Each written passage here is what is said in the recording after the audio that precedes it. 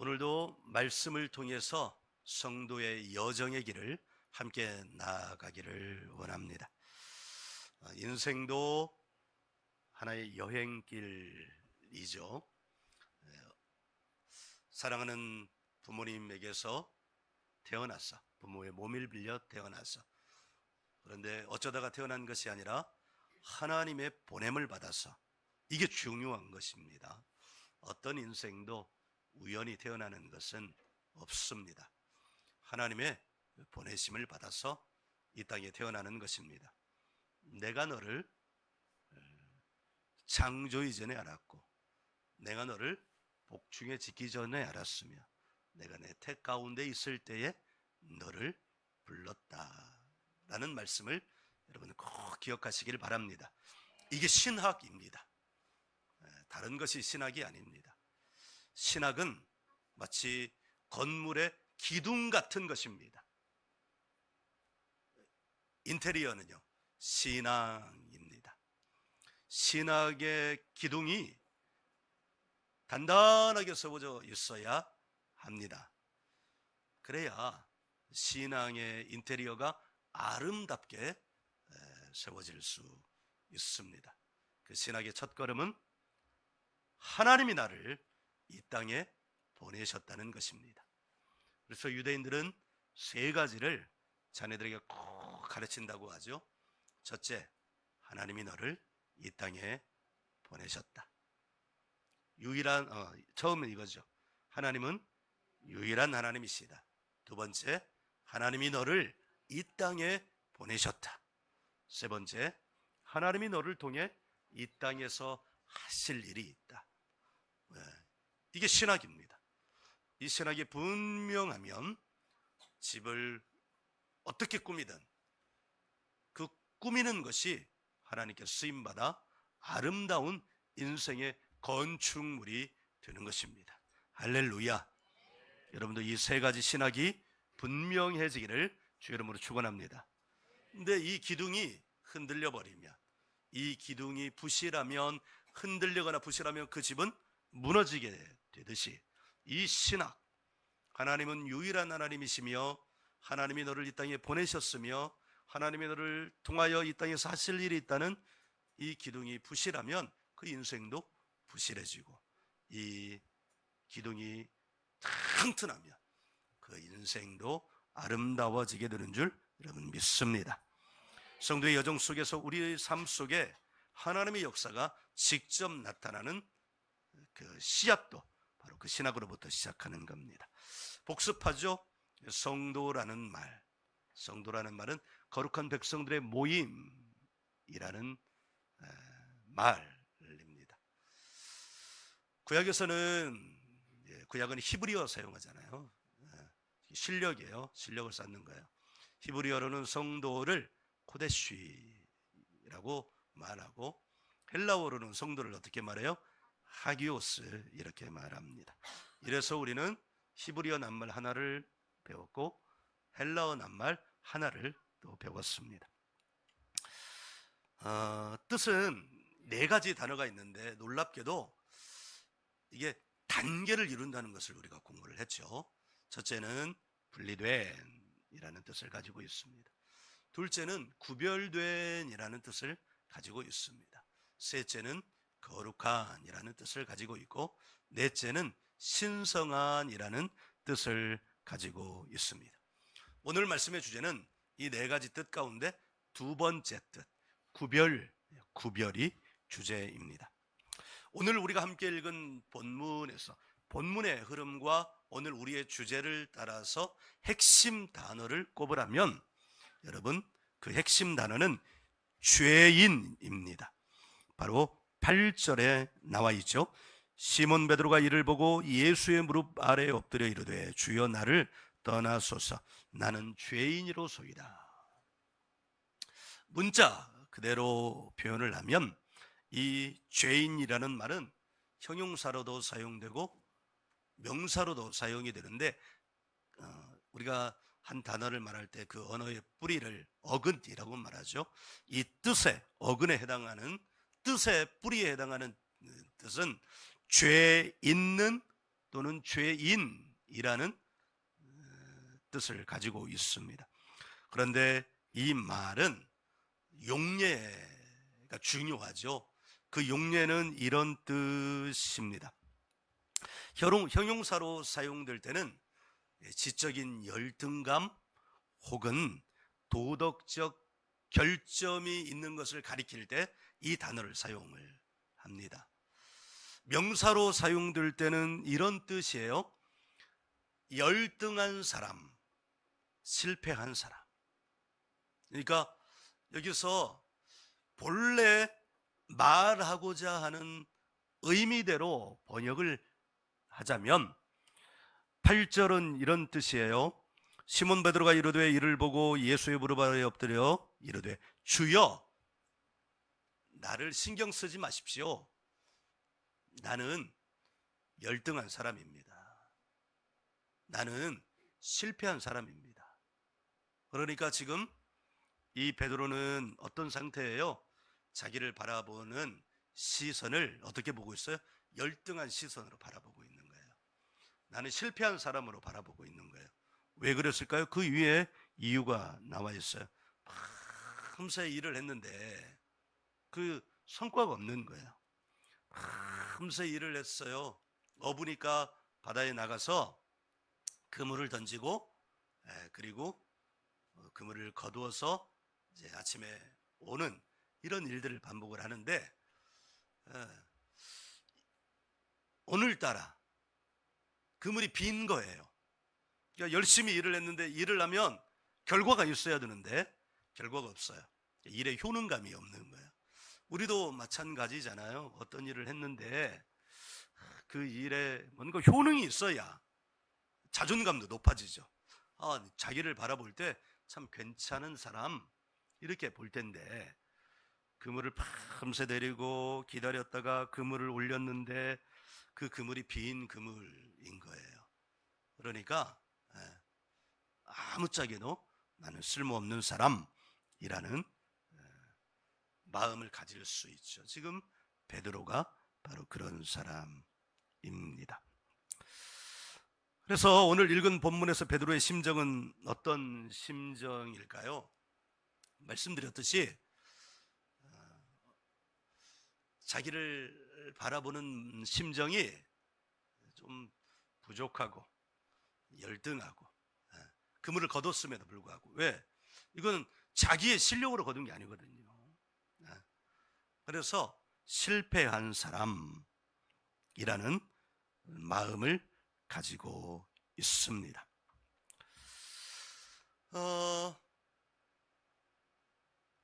두 번째 관점으로는 자신의 현실에 대한 직시,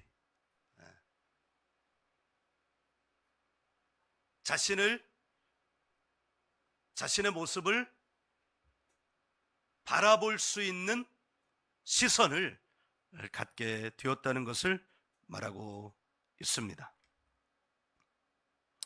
이게 참 중요한 것이, 첫 번째 의미는 자신을 필요 이상으로 열등하게 생각하는 마음을 우리는 읽을 수 있고, 두 번째는 비로소 자신을 직시하고 있는 모습. 어떤 모습일 때? 용례에 따라서 실패한 사람, 열등한 사람으로 바라볼 때는 필요 이상으로 자기를 낮추는 의미를 담고 있다면, 두 번째 의미, 죄인이라는 의미는, 여기서 죄인이라고 번역한 이유는 바로 4절, 5절 때문입니다. 주님이 빈 그물, 빈 배로 오는 베드로에게 다시 나가서 깊은 데 가서 그물을 던져라 이렇게 말했을 때 베드로가 그 말씀을 따라서 했더니 고기가 많이 잡혀진 거예요. 그래서 자기의 모습을 직시하게 된 거죠. 어떤 모습이라는 것을. 자기가 죄인이구나 라고 하는 것을 직시하게 된 겁니다. 여러분, 이게 참 중요한 것이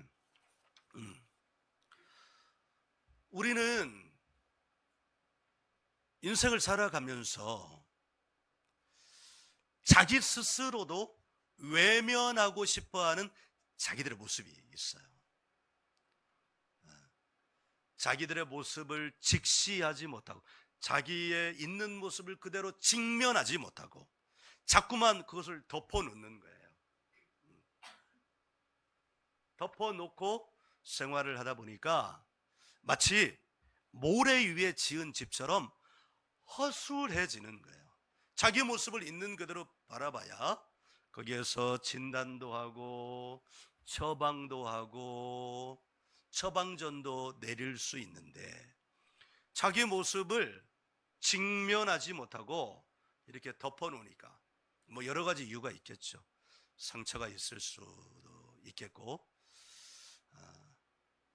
자기를 있는 모습 그대로 볼 수 있는 용기가 없어서 그랬을 수도 있고, 하여간 여러 가지 이유가 있을 텐데 자기를 직면하지 못하니까 항상 헛바퀴 도는 인생, 뭔가를 열심히 하지만 결과를 얻어내지 못하는 그런 인생을 사는 거예요. 지금 여기 이 죄인이라고 하는 이 단어 안에는 첫째는 자기를 직면하지 못하는 자신의 모습이 드러나 있고, 둘째는 필요 이상으로, 그래서 필요 이상으로 자기를 낮추는 그런 모습이, 두 모습이 동시에 드러나 있어요. 그런데 사실은 이 땅에 있는 모든 인간이 이 두 가지 모습으로부터 자유롭지 못해요. 자기를 직면하지 못하니까 내가 정말로 필요한 것이, 인생이 정말로 필요한 것이, 사람에게 정말로 필요한 것이 하나님이라는 사실을 모른 채 살아가는 거예요. 그러니까 하나님 없이 살아가게 되는 거예요. 그런데 여러분,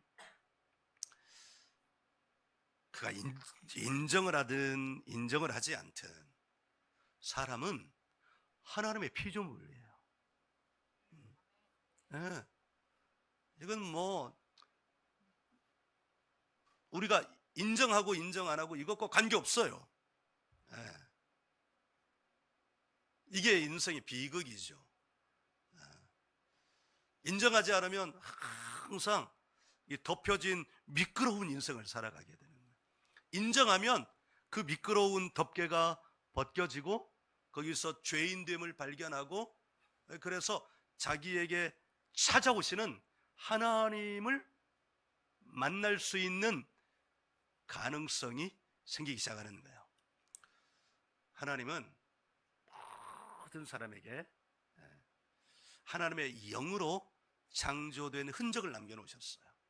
그것을 전도서, 이 세상 그 누구보다도 똑똑하고 지혜로웠다, 그러니까 온 세계 사람들이 보물을 다 싸가지고 와서 그 보물을 내놓고 내가 당신을 만나는 값을 이렇게 가져왔습니다. 예. 세계적인 인플루언서들을 만나려면 식사비 제공하고 만난다고 그러잖아요. 솔로몬이 그랬어요. 솔로몬의 인생은 before, after로 나누거든요. before, 뭐가 기준이냐면 이방 여자들과 결혼한 것을 기점으로 before와 after로 나눠요. 이방 여자들을 만나기 전에는 하나님이 주신 놀라운 지혜로 세상의 모든 경탄할 만한 인생을 살았어요. 세계 최고로 똑똑한 책을 남겨놨어요. 그게 뭐냐면 잠언이에요. 잠언. 근데 이걸 기점으로 이방 여자들을 만나서 하나님을 떠나고 이방 신들을 예루살렘 성전에 들어오고 하면서 애프터가 되기 시작했는데, 그 애프터의 삶의 회환과 그 남은 지혜와 당부를 남겨놓은 책이 전도서예요. 그 전도서 3장 11절에 모든 것이 때가 있다 말하고 3장 11절에 이렇게, 모든 인생들 안에는 영원을 사모하는 마음이 있다. 영원을 사모하는 마음. 그래서 영원은 뭐냐? 알파와 오메가 되시는 하나님을 사모하는 마음. 그래서 이 땅에는 모든 인간들, 모든 종족들에게는 그 궁극적 실제, 영혼을 사모하는 궁극적 실제, 그거를 사람들은 뭐라고 표현했냐면 종교라고 표현을 했어요. 이 땅의 모든 사람들은 다 종교심이 있어요. 여러분, 마약도 종교심의 일환이에요. 돈을 쫓는 것도 종교심의 일환이에요. 쾌락을 쫓는 것도 종교심의 일환이에요. 여러분은 여러분 자신의 모습을 보고 있습니까? 직면하고 있습니까? 혹시나 덮어놓고 있지는 않습니까? 두 번째로 중요한 핵심 단어는 5절에 있는 말씀입니다. 5절에 중간에 말씀에 의지하여 할 때 이 말씀이라는 이 단어가 두 번째 핵심 단어입니다. 성경에, 우리말 성경에 말씀이라고 번역되는 헬라어 단어는 두 개입니다. 하나는 로고스, 하나는 레마입니다. 많이 들어보셨죠? 레마의 말씀을 받아야 된다고 여러분 들어봤잖아요. 로고스는 기록된 말씀, 성경에 기록된 말씀입니다. 그러니까 이 문자인 거죠. 그러니까 아주 객관적인 겁니다. 여기 기록된 이 말씀은 그냥 객관적인 거예요. 경전의 말씀이에요. 경전의 말씀. 근데 레마는 이 경전의 말씀이 들어온, 내 안에 들어온 믿음의 말씀입니다. 로고스는 객관적으로 기록된 말씀, 레마는 주관적으로 내 마음에 들어온 믿음의 말씀입니다. 그러니까 로고스는 기록된 말씀, 근데 같은 표현인데 레마는 믿음의 말씀이 되는 거예요. 이것을 가장 잘 시적인 언어로 표현된 시가 꽃이라는 김춘수 시인의, 우리가 학교 다닐 때 배웠던 시인데, 누군가 나의 이름을 불러주었을 때, 정확한 시구는 기억이 안 나지만 그때부터 그 꽃이 되었다, 뭐 이런 내용이잖아요. 한마디로 로고스는 그냥 눈으로 보는 말씀이고, 레마는 내 마음에 들어온 말씀입니다. 그런데 여기 5절에 그 말씀이라고 번역한 이 단어가 레마입니다. 베드로는 밤새 그물을 내렸지만 빈 배로 돌아왔어요. 여러분, 우리가 인생을 살아가면서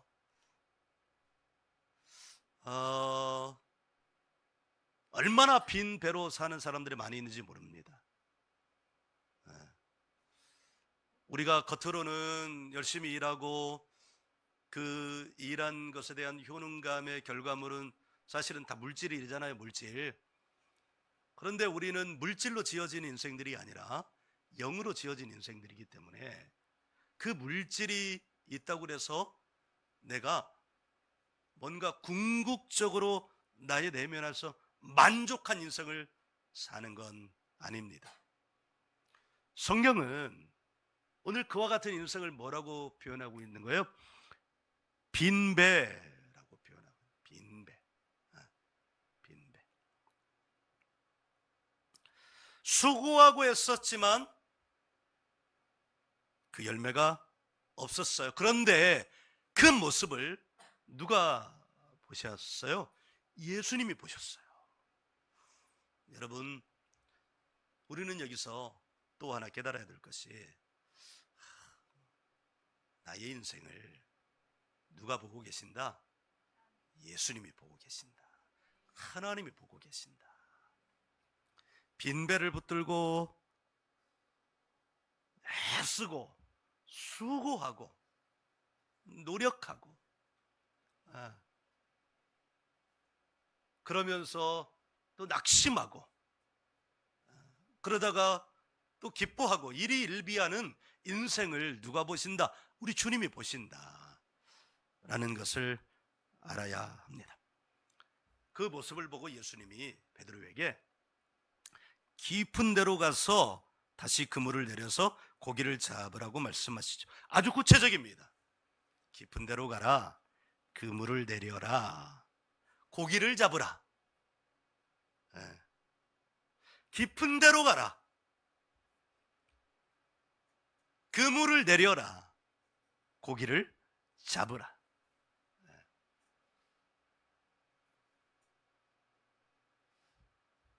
어부니까 이렇게 말씀을 하셨겠죠. 어부니까. 만약에 다른 직업을 가졌다면 그 직업에 맞게 말씀을 하셨을 거예요. 목사는, 목사의 정의는 가르치는 자인데 또 전도자이기도 해요. 근데 목사와 전도자가 일치하는 건 아니에요. 목사가 아닌데 또 전도 잘하는 사람도 있죠.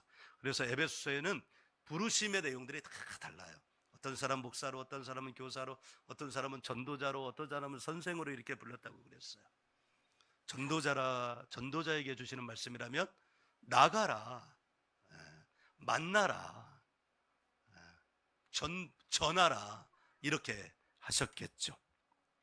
여러분의 직업과 관련돼서 만일 예수님이 빈 배로 살아가고 있는 여러분을 보시고 여러분에게 말씀을 하신다면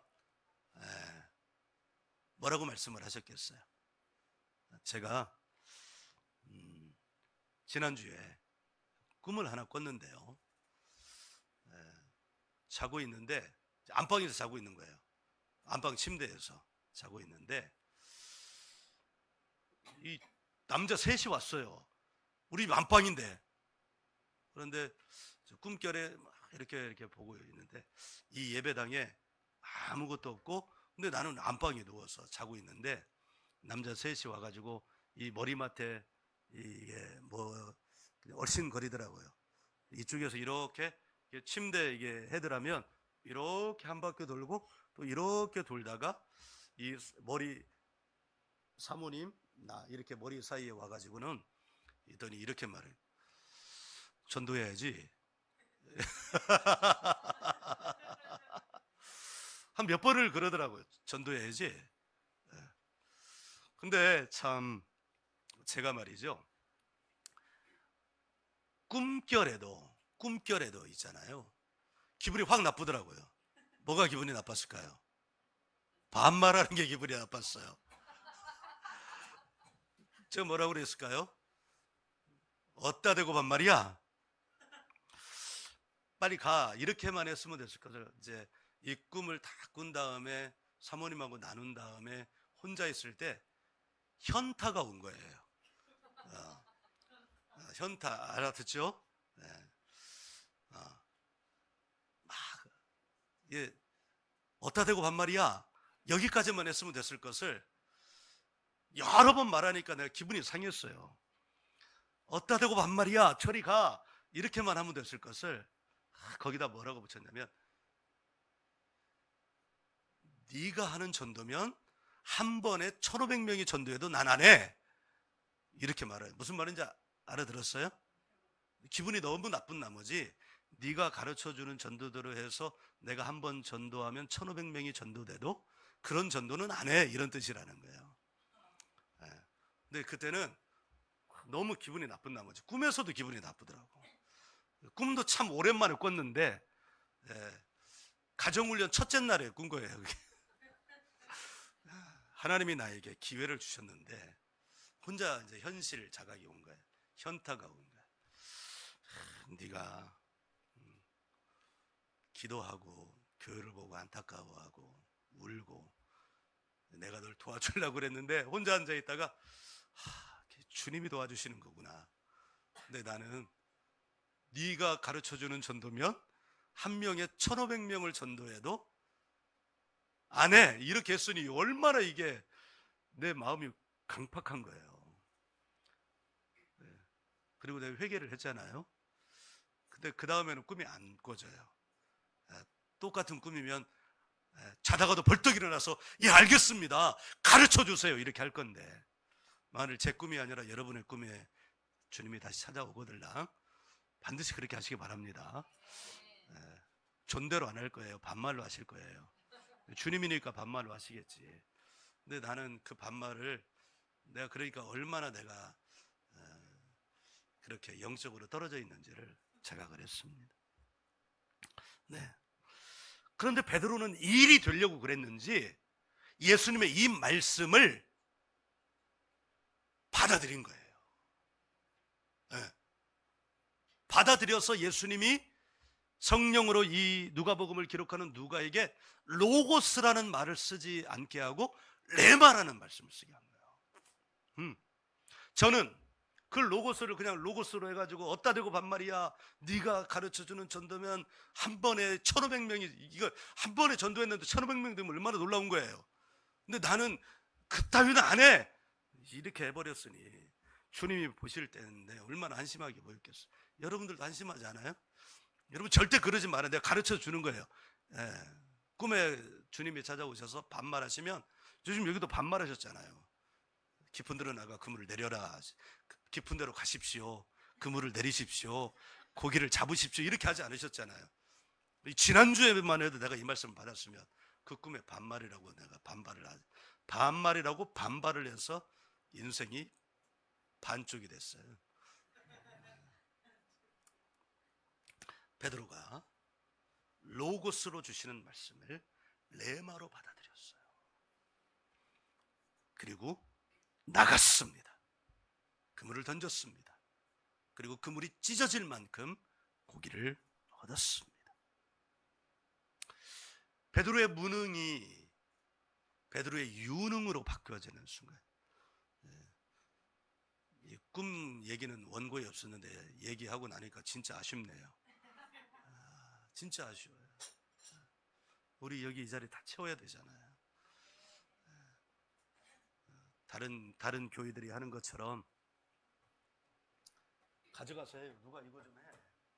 내가 여기서 다 이거 해야 됩니까?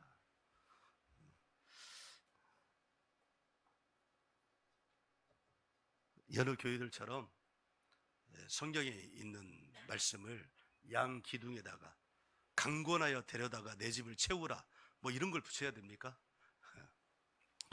베드로의 무능이 유능으로 바뀌는 순간, 무능과 유능 사이에 뭐가 있었어요? 로고스가 레마로 바뀌는 순간이 있었어요. 로고스가 레마로 바뀌는 것, 이것이 바로 성도의 실력이 되는 순간인 줄 믿습니다. 성도가 실력이 있어야 되지 않겠어요? 네? 예를 들어 직장 생활하면 실력이 있어야 되잖아요. 목사가 실력이 있어야 돼. 내가 실력이 없어가지고 주님이 실력을 가르쳐 주려고 꿈에 찾아왔는데 팔로 내버려 차버렸으니 어떻게 해 이걸. 한번 말하고 나니까 정말 아쉽네. 정말 잘못했어요. 정말 오랜만에 그런 꿈을 꾸다 보니까 4차원의 영성이라는 것이 있어요. 조용기 목사님의 신학을 집대성한 건데요. 잘 한번 들어보십시오. 근데 이 영성은 그냥 목사님이 어느 날 뭐 책을 읽고 이렇게 한 것이 아니라 성경으로부터 그 핵심을 끄집어내서 집대성한 건데요. 생각, 믿음, 꿈, 말이에요.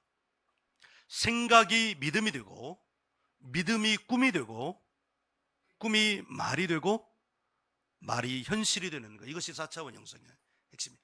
생각을 계속하면, 같은 생각을 계속하면 그게 믿음이 되고요. 그 믿음을 계속 믿으면 그 인생의 꿈이 되고요. 그 꿈을 가지고 있는 한, 꿈 있는 사람은 뭘 하게 돼요? 말을 하게 되죠. 꿈이 있는데 말 안 하는 사람 봤어요? 저도 꿈꾸니까 말하잖아요. 이 꿈이 그 꿈은 아니지만. 그리고 비슷할 수 있어요. 요셉의 꿈이 그 꿈이니까요. 그런데 그 생각이 믿음이 될 때 그 앞에 하나가 있습니다. 그게 뭐냐? 말씀이에요. 로고스가 레마가 되는 말씀이에요. 그 레마의 말씀이 생각이 되는 거죠. 그리고 생각을 계속하면 믿음이 되고, 그 믿음이 인생의 꿈, 비전이 되는 거예요. 꿈 있는 사람, 비전 있는 사람은 그걸 안에 담아놓고 가만히 있을 수가 없습니다. 그래서 계속 이게 막 차오르면 어떻게 해요? 내 꿈은 뭐야? 내 꿈은 뭐야? 내 비전은 뭐야? 그걸 말하게 되고, 말하면 행동하게 됩니다. 지금 베드로에게 일어난 일이 바로 이 4차원의 영성의 과정이 나타난 거예요. 로고스가 레마가 되는 순간 그 생각이 믿음이 되고, 믿음이 꿈이 되고, 꿈이 말이 되어 현실이, 그 모든 게 지금 5장 1절부터 11절까지 이 안에 다 들어있는 것입니다. 아멘. 네. 여러분 아멘이세요? 네. 아멘을 안 하는 사람은 꿈속에 나 같은 사람이에요. 네. 네가 말하는 전도면 한 번에 1,500명이 전도돼도 난 안 해. 이게 말이요 방구요. 아멘 하시라고. 아멘 하시라고. 생각할수록 아쉬워요 지금.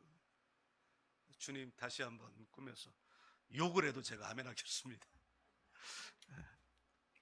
5절의 말씀이 그래서 핵심이에요. 5절이 예수님의 생각이 베드로의 생각이 됐어요.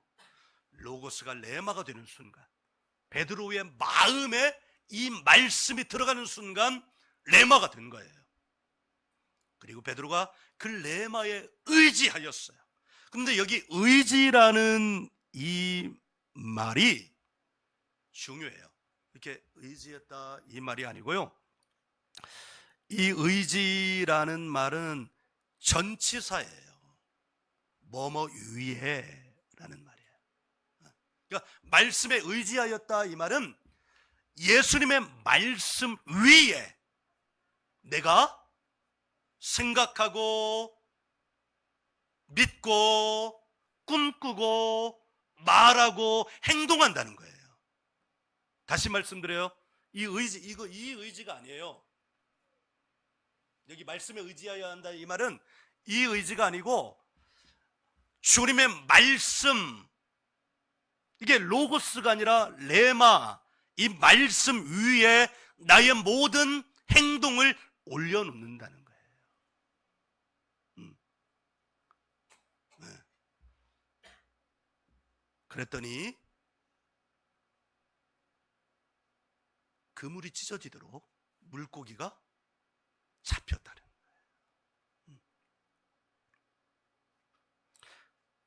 말씀이 생각이 되고, 그러니까 어느 순간 말씀이 내 생각을 다 사로잡을 때가 있어요.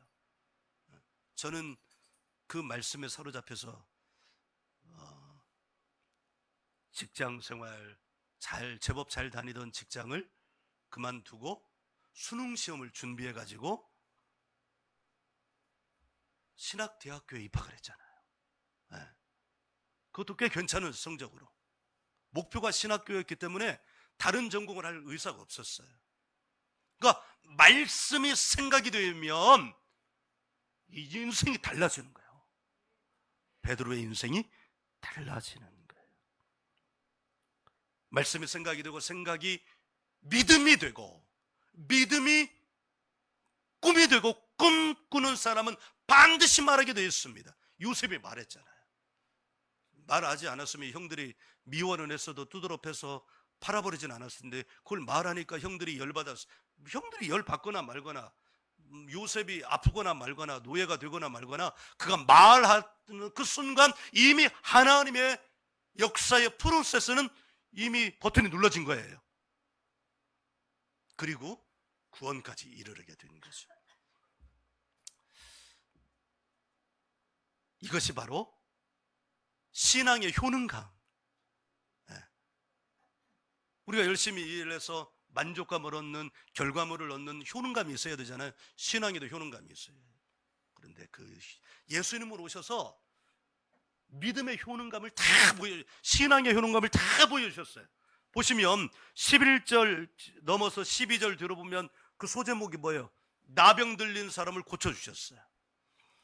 17절 보면 누구를? 중풍병자를 고쳐. 예수님은 가는 곳마다 신앙의 효능감을 마음껏 보시고 마음껏 경험하셨어요. 왜요? 예수님은 레마 그 자체였으니까. 아멘. 네. 성도의 실력이 있어야 되는데 예수님이 가르치는 건 뭐냐? 그 실력의 원천 기술이 뭐냐? 말씀이라는 거예요. 그런데 오늘날 교인들 가운데, 목회자들 가운데, 교회 가운데, 성도들 가운데 열심히 교회 다니고 믿음 생활하는데 효능감이 없어요. 왜? 그 근거를 생각, 믿음, 꿈, 말의 근거를 말씀 위에 두지 않고 세상의 지식 위에 놓는 거예요. 하나님의 로고스가 레마가 되는 게 아니라 세상의 지식이 레마가 되는 거예요. 결과는 뭐가 나와요? 세상의 효능감이 나오는 거지. 세상의 효능감은 누구의 효능감일까요? 마귀의 효능감이요. 왜? 공중권세를 누가 잡았기에? 사단이 잡았기에. 여러분 아멘? 이게 그림이 그려지셔요? 네. 말씀 위에 있어야 신앙의 효능감이 나타나요. 세상의 지식 위에 자기를 세워놓으면 세상의 효능감이 나타나지. 그러면 이 하나님의 나라의 효능감과 세상의 효능감 완전히 다른 거요? 교회 다니면서도 이 세상의 효능감으로 살아가는 사람이 있고 그렇지 않은 사람이. 우리 교회는 신앙의 효능감으로 살아가기를 간절히 원합니다. 여기 신앙의 효능감으로 어부에게 최고의 효능감은 뭐예요? 그물이 가득 차는 거예요. 아멘. 네. 성도로서 신앙의 효능감으로 살면 지금 하고 있는 직장에서 일에서 놀라운 효능감이 나타날 줄 믿습니다. 우리 교회가 신앙의 효능감이 있었으면 좋겠습니다.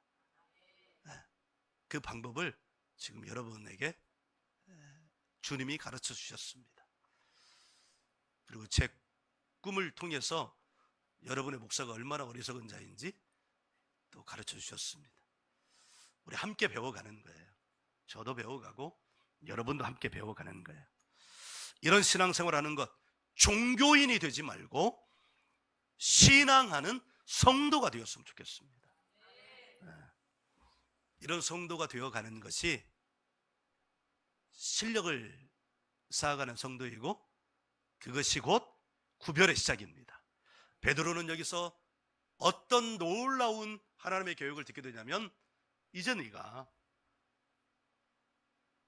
물고기를 낚는 어부가 아니라 사람을 낚는 어부가 될 거야 라는 놀라운 하나님의 계획을 듣게 됩니다. 신앙의 효능감이 있을 때 하나님의 계획이 들려집니다. 아멘. 나는 하나님의 계획이, 나를 향한 하나님의 계획이 뭔지 모르겠어요. 네, 당연하죠. 루트를 잘못 잡은 거예요. 세상의 효능감으로 살면서 하나님의 계획이 안 들려져요. 마귀의 계획만 들려져요. 내가 이걸 어쩌고, 내가 이걸 참 말은 못하고. 하나님의 효능감이 되는 우리가 되기를 주의 이름으로 축원합니다. 아멘.